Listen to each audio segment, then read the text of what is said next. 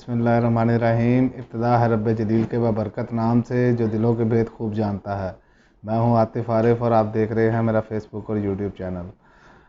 नाज़रीन, इंतज़ार की घड़ियां ख़त्म अब बहुत करीब है। आज इमरान खान साहब ने फरमाया कि अगर मैं करप्ट होता तो नवाज़ शरीफ की तरह दुम दबा कर भाग जाता। कॉल देने वाला हूं, अब ज़्यादा देर नहीं। चोरों के टोले और उनके हैंडलर के सामने कौम खड़ी होगी। ये तो बात सही है कि कौम अब जो है वो ये देखना चाहती है कि कौन लोग इनके हैंडलर्स हैं, कौन इनको बचा रहे हैं, कैसे ओपन एंड शट केसेस से ये बचते चले जा रहे हैं। और इमरान खान साहब जो हैं उनका जो पारा है ना वो अब बहुत ज़्यादा हाई हो गया है। अब देखें ना, गिरफ्तारियां करते चले जा रहे हैं, मुकदमात पे मुकदमात बना रहे हैं और ओछे हथकंडे इस्तेमाल कर रहे हैं। ये इम्पोर्टेड हुकूमत का काम ही यही है कि इन्होंने यही कुछ करना है। आपको आगे जाके आज तहरीरी फैसले के बारे में बताता हूँ कि असल में हुआ क्या है। अदालत ने कैसे बरी कर दिया। अदालत तो बरी खुद ब खुद ही उन्होंने होना था।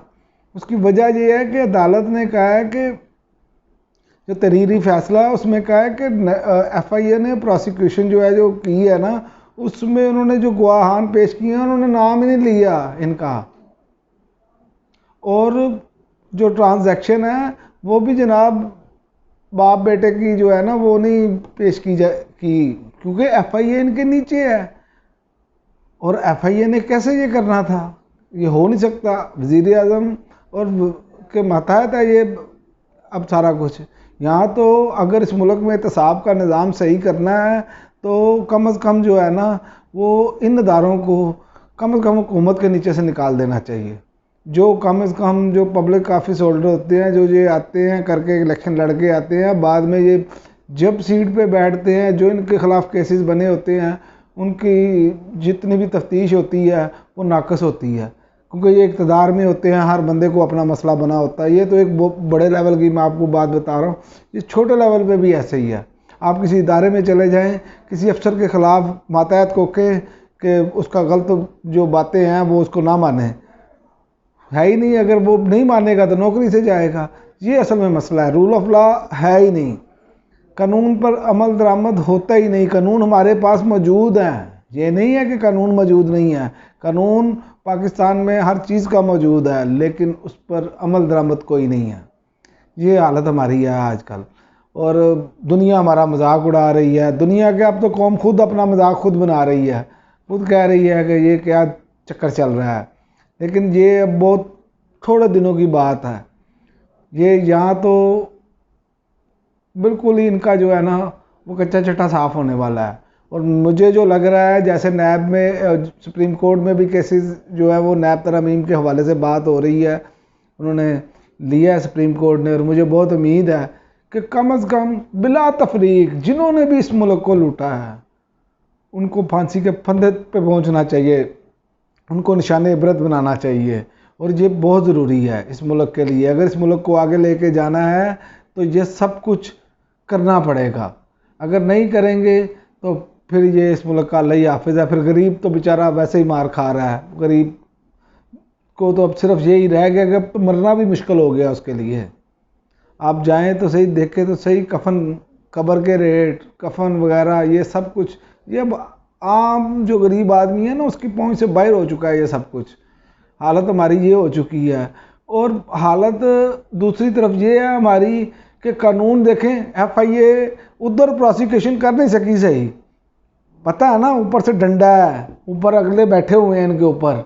और दूसरी तरफ एक शख्स जिसका नाम है, जो बुजुर्ग आदमी है, उसने ट्वीट किया, ट्वीट की बुनियाद पर उसे पकड़ लिया जाता है। मुझे तो समझ नहीं आ रही ये क्या है। एक करप्शन करने वालों को बाइज्जत और सुरखरू हो रहे हैं वो नाकस तफ्तीश की वजह से, और यहाँ पे FIA अपनी कैसे फुर्तियाँ दिखा रही है।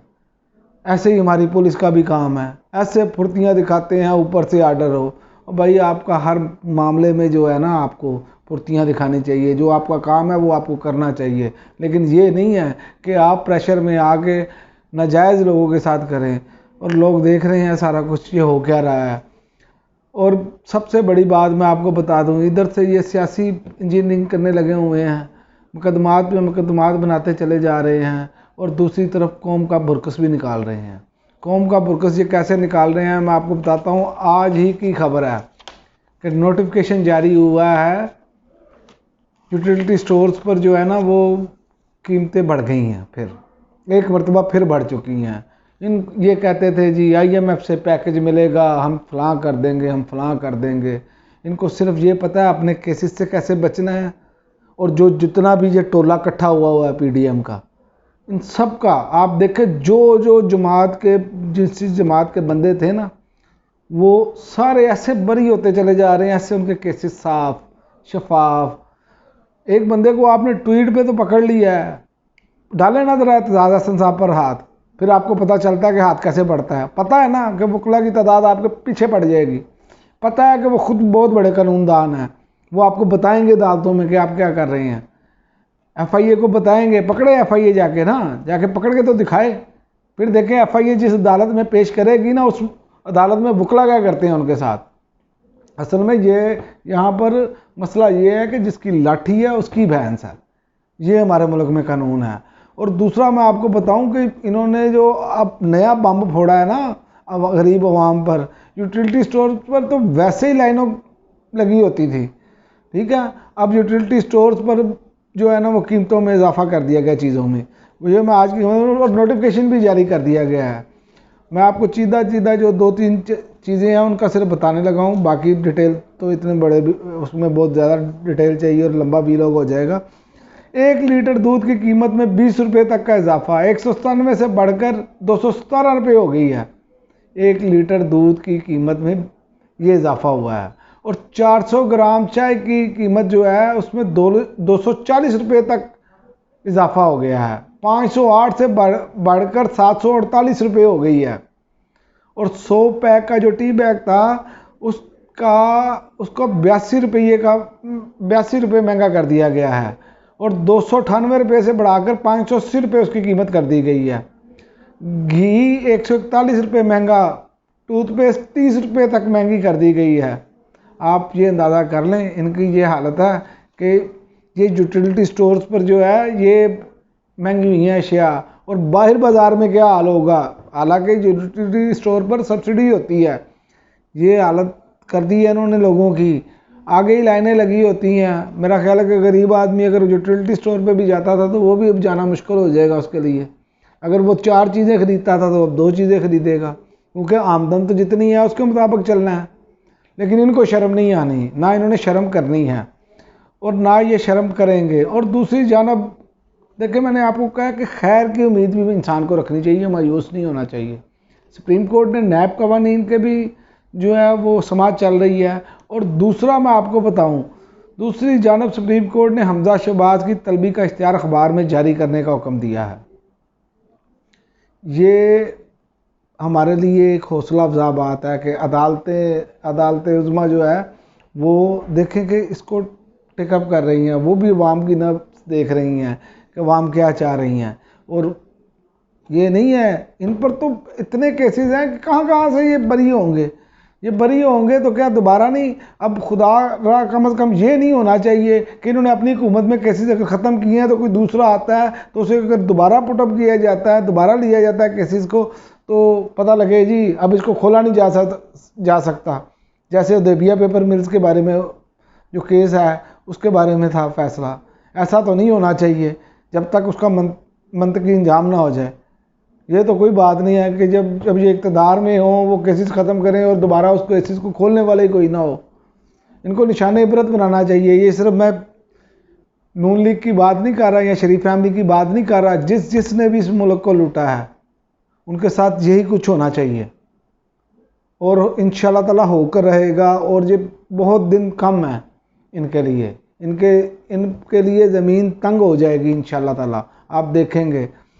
और लॉन्ग मार्च की कॉल देने पर इमरान खान जो लॉन्ग मार्च का अभी तो उन्होंने ऐलान नहीं किया, हुकूमत ने तो इन्हें अदालत की दरख्वास्त दे दी है इमरान खान के ख़िलाफ़।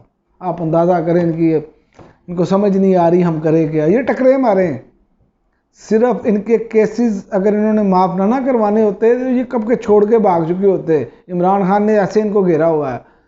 और मेरा ज़ाती ख्याल है कि अब इमरान खान साहब ने आज भी कहा कि अब ज़्यादा देर नहीं है, अब कौम को इंतज़ार नहीं करना पड़ेगा, मैं जल्द कॉल देने वाला हूँ। और उम्मीद है कि वो जल्द कॉल देंगे और कॉल देकर कम से कम कौम को अपना साफ चुकता करने का मौका मिलेगा, इनसे जान छुड़ाने का मौका मिलेगा। कम से कम पुरअमन एहतजाज हो, लोग जब जाएंगे तो पूरे आलमी मीडिया कवरेज करेगा।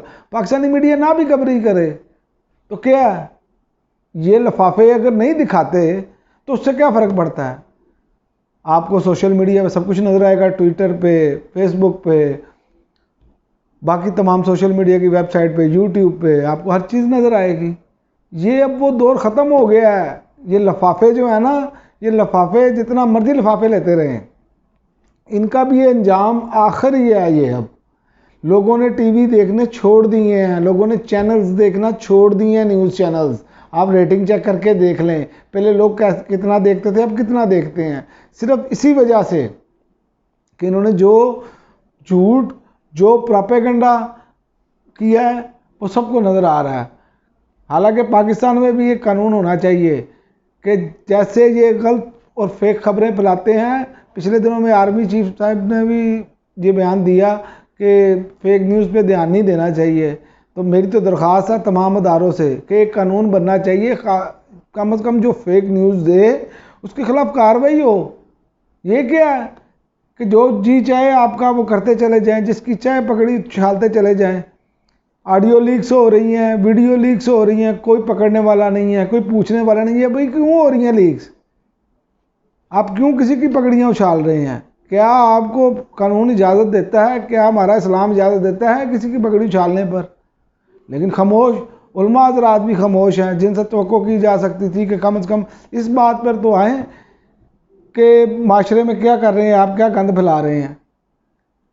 ये हमें सोचना पड़ेगा।